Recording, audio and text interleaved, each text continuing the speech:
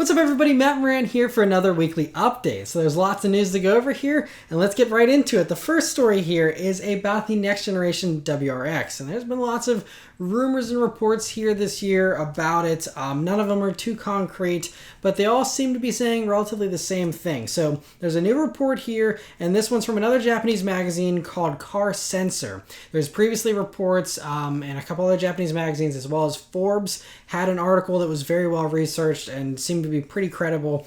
And so all these reports are saying that, the new STI is going to be running a 2.4 liter version of the Ascent motor, that's got different internals and stuff, so that it'll do 400 horsepower and 361 pound-feet of torque. This Car Sensor report backs that up. So that's the STI version. We don't know too much about the WRX version. Now, this Car Sensor report was saying that they think that even the regular WRX will also use the 2.4 liter, but it'll just be a less powerful version of that engine, but they would just go with that because I guess they're saying they don't need to use a 2-liter engine anymore for rally homologation purposes or anything. So just globally, it would just do the 2.4 everywhere, and that'd be it. We'll have to wait and see if that all pans out. But there is one little thing that's new here in their report. Now, there's been estimates about when the new WRX and STI are actually going to come. No one knows for certain unless you're working at Subaru and are involved with the development of this car. So it's really anyone's guess.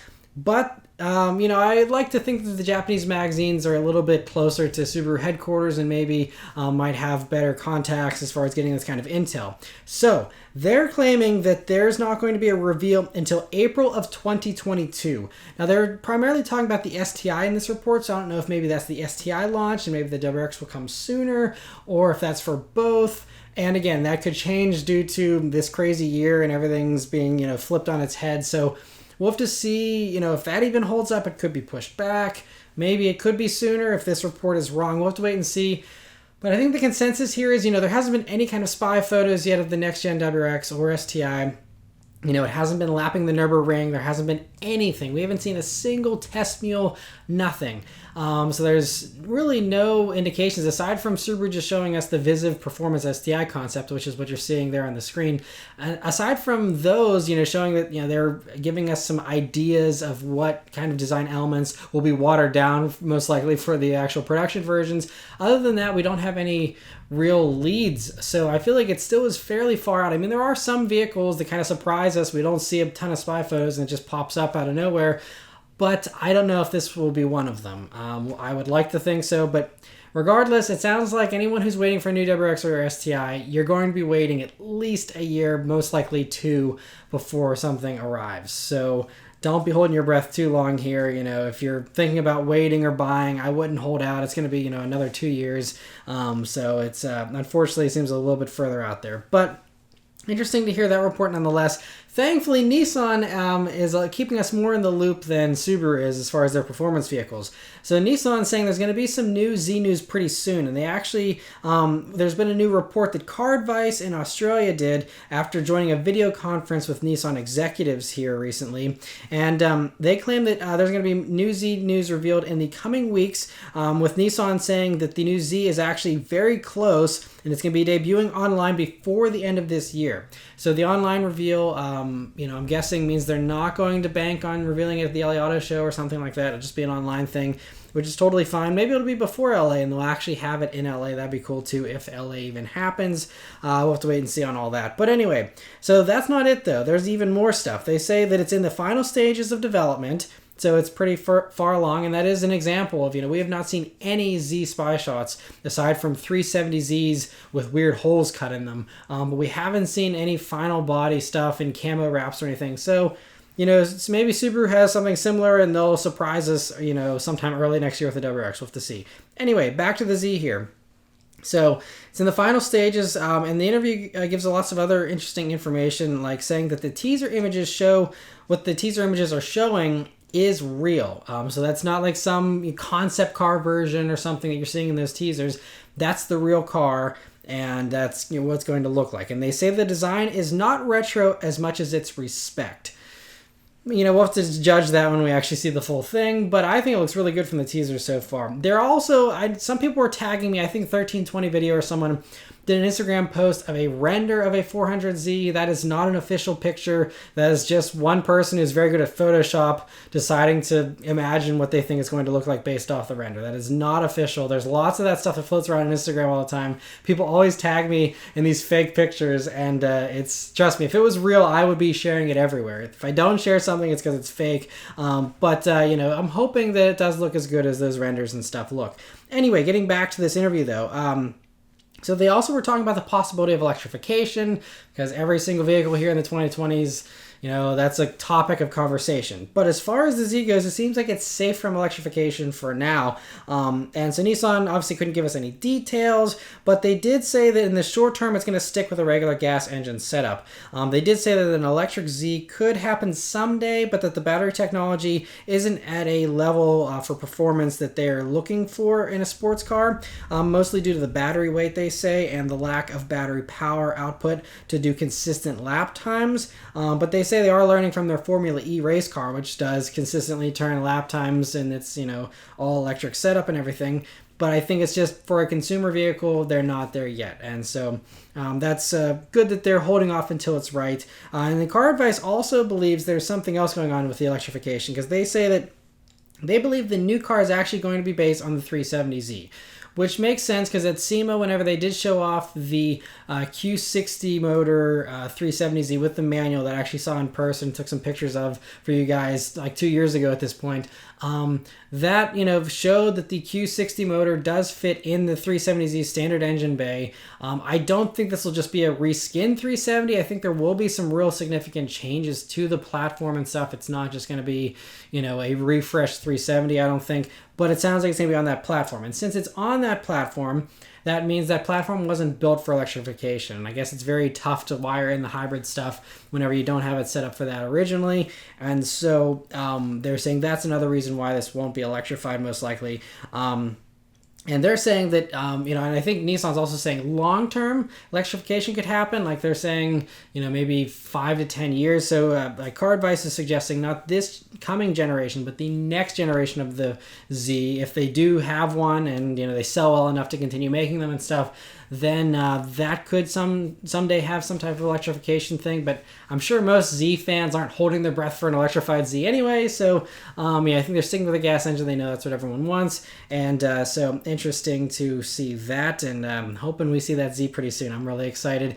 And I personally hope they do a roadster version, because if they do a roadster version, I could potentially justify one as a car to sit alongside the Bullet too, because I'm looking for a convertible here in the next few years. We'll have to see. But very interested in following that. And some other performance car news. It's not a production vehicle, and I usually don't talk about non-production stuff, but Ford has showed off the Mach-E 1400, which is built by Ford Performance and RTR, and it has 7 electric motors, 3 in the front and 4 in the back, for 1,400 horsepower total, along with 2,300 pound-feet of torque, and it can be set up for either track driving or drifting. And obviously this is just designed to show off the crazy potential of an EV performance car, and won't be available in a production car for a long time, if ever. But it sounds like it's pretty fun. And Vaughn Gittin Jr. Said, "Getting behind the wheel of this car has completely changed my perspective on what power and torque can be. This experience is like nothing you've ever imagined, except for maybe a magnetic roller coaster." And I agree. Whenever I reviewed the Tesla P100D Model S, that thing was wild. Doing like a 2.8 seconds 0 to 60 or whatever it is. Now I think it's down to like 2.5 or something. It's really wild since it's so immediate as well. It actually could make me car sick if I did it more than a couple of times. So it's pretty wild for sure, and I can only imagine this having even more power and being even crazier. It's just wild how fast electric stuff is, and so pretty cool they're showing that off, even if it's just some one-off for fun and shows and stuff. And some other Ford news though, something that's actually production based. We have some info here on the new Ford small pickup truck they're working on that we've previously been calling the Courier. So it's based on the Escape platform and has been spied several times. I covered the spy shots, I think, last year sometime on that. Back then it was just an Escape that was hacked up, and that was about all we could really tell. But now we have some more info thanks to someone who sent a CAD image to TFL Truck, actually, revealing a tailgate with Maverick stamped on the back of it. And then Motor One got sent an image of a physical tailgate in real life, further confirming the Maverick name with that same stamping. I can't show the pictures, but I will link it in the description below if you want to check it out. But basically, it just confirms the Maverick name is what's going to be on that truck. And I think it's a really great name for a little pickup truck, calling it the Maverick. It's, I think, very fitting, and I'm excited about them naming it that. So it's supposedly going to be launching next year, and it's going to be built in the same factory as the Bronco Sport. And that's not where the similarities will end with the Bronco Sport, because speaking of the Sport Bronco, Ford authorities said that the Maverick, they've heard about the Maverick, they've heard whispers that it wouldn't be all too incorrect to call this vehicle the Bronco Sport pickup. So expect it to basically be a Bronco Sport with a truck bed on the back. I mean, the Spy Mules and stuff that we've seen running around in the past looked like it had a pretty long bed, and it looked like it was just a two-door truck. Obviously, for sales, they're probably going to have to do a four-door version as well, because Hyundai is going to have that with the Santa Cruz pickup that they're doing, also based on, you know, their compact crossover. And so, you know, I think it's going to be a really cool little entry, and I'm excited for it. And I think having it be looking like a Bronco Sport, I think will help with sales as well. And I think it's also, you know, going to have very similar performance to the Bronco Sport, which isn't all that bad. I think it's better than a lot of us were expecting. You know, it's not just some Escape that's lifted up a little bit and a little boxier. It's, you know, actually got some decent off-road capabilities, a decent four-wheel drive system for what it is, and expect the Maverick here to have the same engine, so expect the 3-cylinder 1.5 liter turbo, you know, 3-cylinder engine, and then also the 2-liter turbo 4. I'm guessing will also make its way in there as well.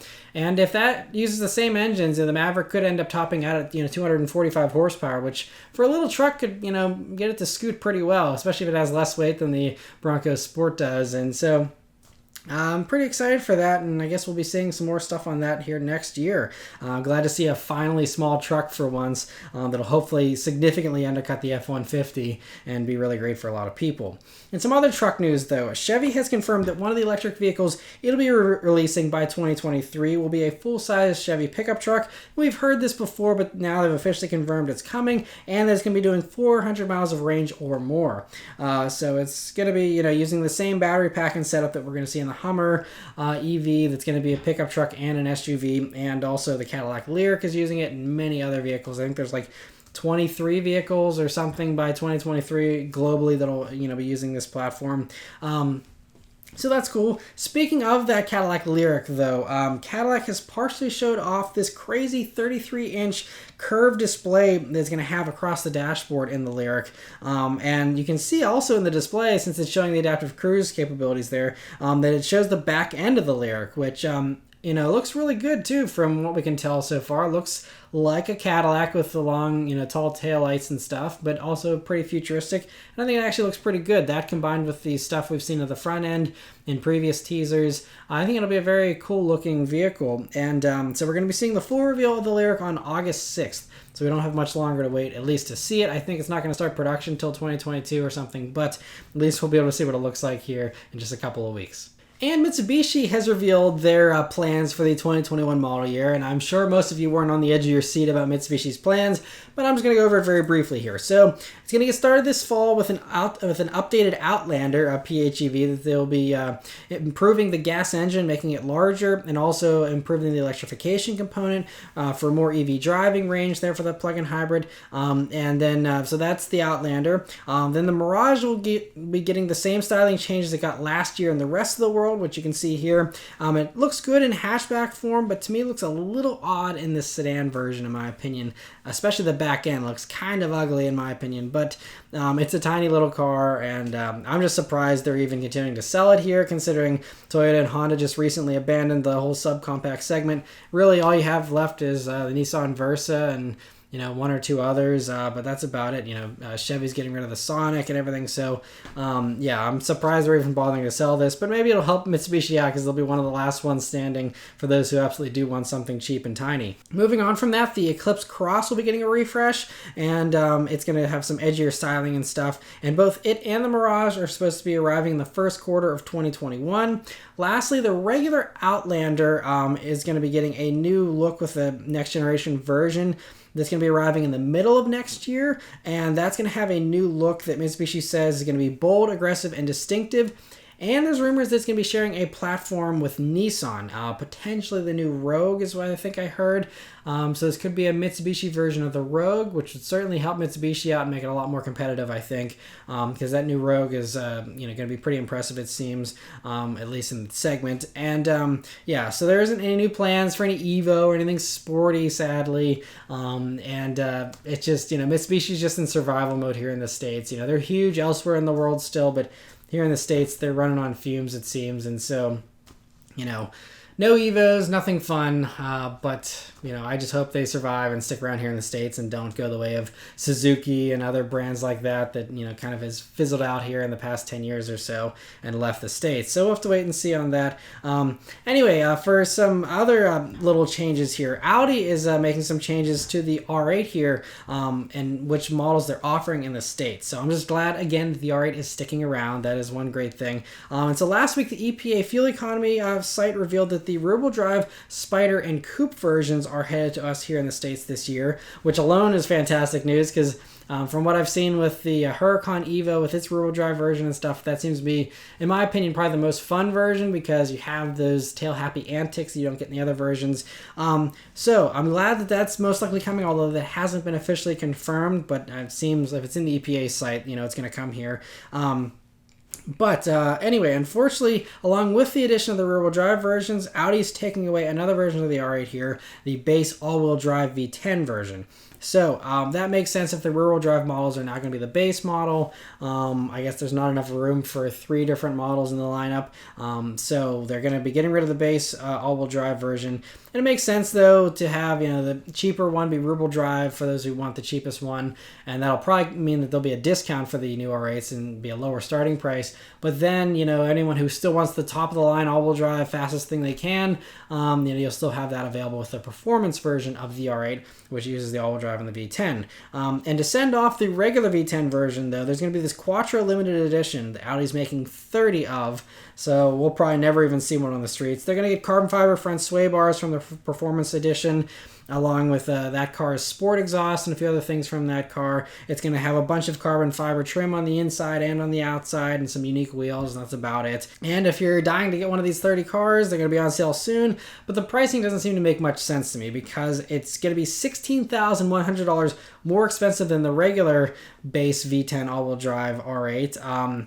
And at that price point, you're only $9,000 away from the performance version with the extra power and all those additional features, and those aren't going to be as rare. And so you'll probably have a better chance of getting a discount on one of those regular performance models than this, one of 30, Quattro versions. So it seems kind of silly to even offer that. I don't know who's going to really want that at that price, but they are offering those if you're curious, and I'm sure they'll be arriving here sometime towards the end of this year. And some other limited edition news, very briefly. Spanish forum Coches Spies posted patent images of a likely one-off Rolls-Royce Boat-Tail Coupe that seems to be based on the Wraith. From time to time, there's some insanely rich person who, pays Rolls-Royce $10 million or more to do some one-off car. And this is most likely another one of those because it doesn't seem like it would be a normal production thing for Rolls-Royce. I guess life is good, at least for one billionaire out there who's paying for a, $15 million Rolls-Royce, whatever, that is designed however they want. And so cool to see that. Must be nice. For some not so great news here, last week was a bad one for manual transmission fans. At the very end of the week, with Honda announcing a bunch of changes, the removal of the Fit from the States here, as well as the removal of the manual transmission Accord, and also the Civic Si going on hiatus here for 2021. It will return next year with the next-gen version. And then, the removal of the Civic Coupe was also a bummer. But we have another manual transmission that's biting the dust here. So Genesis this week has officially announced that the 2021 model year will be the last for the G70 with the manual. So, and even those are going to be very rare because they told Autoblog technically the manual G70 still exists for the 2021 model year, at least any that may already be in the pipeline, which they say could be 0. I guess it just depends on if anyone has ordered one or a dealer has decided to order one. So the likelihood of being able to find a 2021 with a manual transmission will be very slim. It will then be officially discontinued for the 2022 model year. So, it's basically like, well, no one's buying them. We might make one or two more here for 2021, and then they're done. So it's really a bummer, but you can't blame them. Again, no one buys these vehicles, and so as much as we all want to see manuals stick around, if no one buys them new, they go away. And CarBuzz said that less than 100 manual G70s were sold in the 2020 model year. I'm guessing there was a little bit more in 2019 when they launched the G70. But, everyone wants manuals, and then, this is the last, I believe it's the last luxury sports sedan to offer a manual. The 3 Series doesn't have it here in the States. Audi got rid of it a long time ago. Mercedes got rid of it a long time ago. No one offers manual luxury sports sedans anymore, and Genesis was like, let's give it a try. Let's be the cool one and see if people actually buy them. And no one bought them, and now it's going away. So we only have ourselves to blame. I realize not everyone's in the financial position to spend, 45 grand or whatever for a G70 manual, whatever they cost. But, just buying stuff used, car companies don't care if you buy a used car. So, they're looking to sell new cars, and no one's going to keep a manual around because lots of people buy used G70s or something. And honestly, there's not that many of those either. New G70s with a manual, there's only 32 left in the country, according to Auto Trader. So if you want one of the new ones, better grab it fast. There's 32 left. And used manual G70s are even more rare. There's only 14 used ones in the whole country. So maybe that means the few people that did actually buy them are holding on to them, or they're being snapped up fairly quickly. But yeah, so kind of a bummer. I never got to try one out personally, and if I do need a 4-door vehicle, that is another one I'm considering. I love the Stinger, which is another vehicle that seems to be a little bit endangered these days, but I love the Stinger. I love the Alfa Romeo Giulia, but the G70, the fact that that one has a manual here in the States and the others don't, is very appealing. And so I still think, the automatic G70s that I did quick drive videos of in the past have all been fantastic experiences. And so I would recommend, if you want, go for one of those last G70 manuals. It's probably going to be pretty great. In some other Genesis news, very briefly, the G80 and the GV80 were supposed to be arriving at dealers here this summer, but Genesis has announced that due to COVID, they're now being delayed until the fall. As far as just logistically, I guess they can't get them out until the fall to dealers. So a little bit of a longer wait there for that.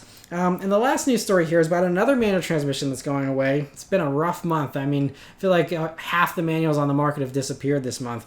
Another one going away here that I honestly didn't even know existed was the Jeep Compass is getting rid of its manual transmission. Yeah, it's news to me too that it even had one, but it was on the base model, and it was being discontinued here for 2021. They confirmed it to Cars Direct, and they are just saying that there wasn't much demand for it. That's what they told Cars Direct. No one bought them, and a Jeep Compass, I can understand people not wanting it in a Jeep Compass.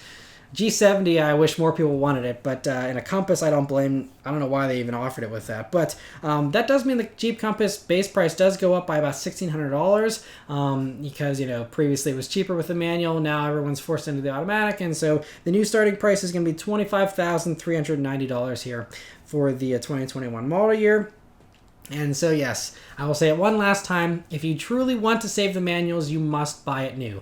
And there's plenty of affordable options out there with the Corolla with its fantastic new manual transmission. All the muscle cars offer them, the Miata. There's lots of fun manuals, and there's even some normal sedans and stuff that, still offer it. You can get in the Civic Si, you can get it in, a Jetta GLI, regular Jetta even comes with a manual. There's lots of other options out there still, but they are shrinking fast. So please, if you want to save the manuals, pull out your wallet and, try and support them, but if not, it's just consumer demand. There's more people buying electric cars these days than there are people buying manual transmissions. So it's just one of those things people aren't interested in anymore, at least in the new car market, and it is what it is. But it is something I'm kind of sad about, because just the engagement you get with the manual. Yes, it's slower in a straight line. Yes, it's more work. Yes, it's not fun in traffic. But once you're not in traffic and you're just, driving, on the open road, and you're going around corners and you're rev matching your downshifts, and, it's all so satisfying. And I know there's a learning curve with the manual and stuff, but it really is worth it to go for it. Manuals these days are so much easier than they were even 10 years ago to drive. So I highly recommend making the leap to a manual if you ever can. But yes, that's my little soapbox here for this weekly update. That's it for all the news, though. Let me know your thoughts on everything in the comments below. Thank you guys very much for watching. Please continue to stay safe and healthy, and I'll see you guys on the next one. Take care.